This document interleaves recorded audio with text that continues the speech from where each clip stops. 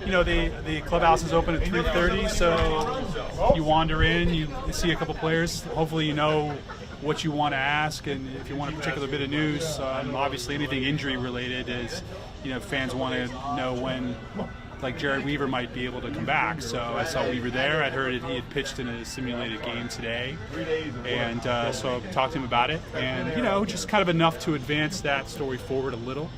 And I'm not going to be able to get everything in 140 characters. It's funny. I covered one of the Angels games at Dodger Stadium the other night, Wednesday night, and I'm tweeting everything significant that happens. And I realized that I don't even look at my notebook anymore. I just look back at my timeline, and just everything big in an inning is right there as you kind of describe it contemporaneously. So you could if you have everything in there, the inning and the score, you could look back on your Twitter feed to kind of see when everything happened. Now, there's only 3 runs scored in that game, but it was tense enough that, you would, 20 years ago, you would rely on your notebook and save everything up until after the game, and you write one big story, and now people want to know, as it happens, what's going on. So it's very different. They want to know kind of a play-by-play, or do they want to know a little bit of your feelings or a little bit of insight? I think there's a tipping point. There's such a thing as tweeting too much. And if you overload, then you might lose a few followers. But I think people. You can get a play-by-play by going to MLB.com, and you can also get the velocity of the pitch and where it was. So there are places, fans can go to get that. I think they want tweets with a little bit of sand in it and attitude and humor, if you got it. So if something significant happens, you want to say what's happening with your own kind of take on it.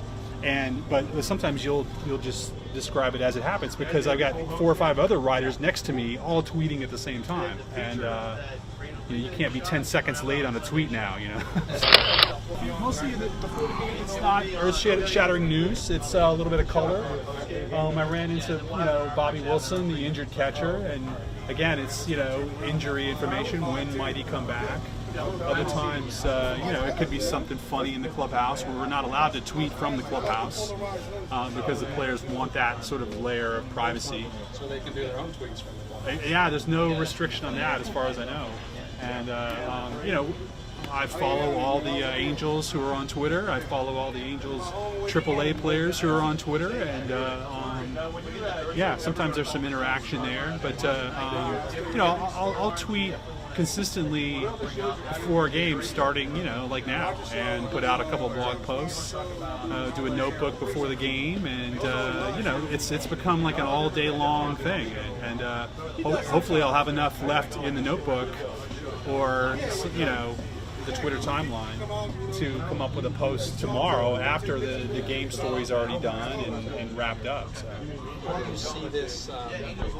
If you were to say the print versus the digital, or how much of your job is digital delivery instantly, and how much of it is to the print product? Well, it's funny because most of what we do is for the online audience, I guess, because of the stories we put out. We produced more than we could ever fit in a newspaper, but we're still. You still have to be conscious of the print deadline. Most nights our deadline for the print edition is about 10:30 p.m. So the game Wednesday night at Dodger Stadium ended at exactly 10:20. So I have to think about print because we have to have something in the paper. A lot of people still want to get their game coverage that way. We have a couple of 100,000 subscribers for the Register, more than that during the week.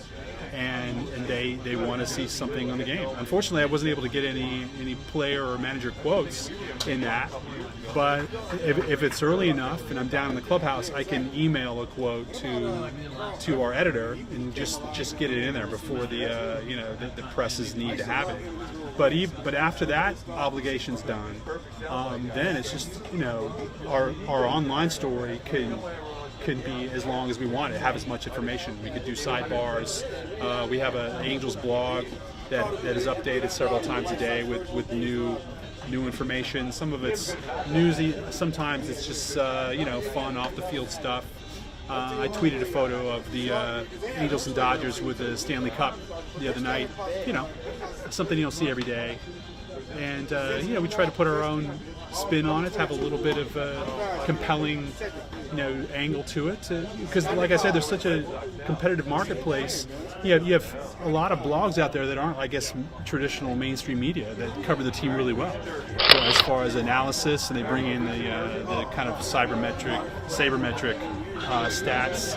And fans tweet constantly. I follow several hundred of them, and they notice things too, and they're just as quick on the trigger as most journalists are, traditional journalists, at you know, describing the game action and bringing in news, and so it's really competitive. I mean, we really don't shut it down until I, you know, get home, and then I check it one last time to see if there's anything I missed. So that aspect of it's the same as it always has been. We're all competing with each other to not get beat on a story, to produce the most interesting content we can. But it's a big 24-hour, you know, media universe out there, and you know, there's plenty of stuff out there to choose from if you're a fan, you know, and we're just trying to keep up. Did you see this coming 5 years ago? Well, it's interesting because this is my first year on the beat, and I used to be a health reporter at the Register. I covered sports for the Associated Press, but that was only from '98 to like 2003, and since then it's so different. And back then, Twitter didn't exist. And the thought of like writing little messages and updates during the game, it would have been inconceivable, and probably still is for a lot of the older AP writers out there and newspaper writers. They would have considered it a distraction. You know, you're taking me away from the game by making me interact with people online and putting out these little messages. You know, who's going to read that? Why do I need to do that? But for me, it's really fun. I love. I learn as much as I provide as far as information, and it helps in the overall product because it helps you kind of, you know, crystallize the, you know, what's most important in your mind. And you know, if you tweet 10 times during the 7th inning, that's probably a pretty important inning, and you want to make your coverage reflect that rather than getting bogged down in play-by-play during the game.